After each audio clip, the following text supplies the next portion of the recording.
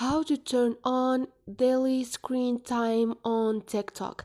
Hi guys, in this video I will show you how to set a limit on your watch time on TikTok.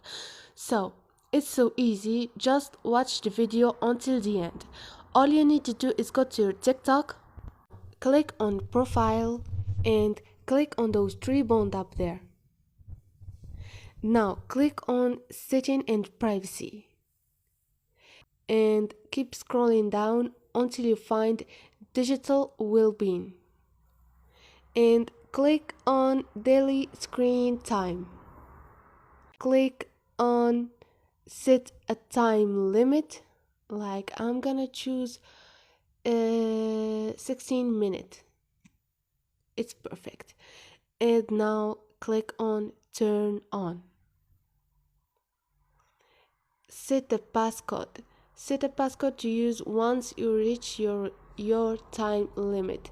Okay. Next.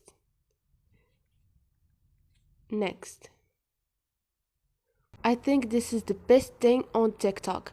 You can set a limit to your watch time. And this is it, guys. Hope this video was helpful to you. If you liked the video, please don't forget to subscribe and like.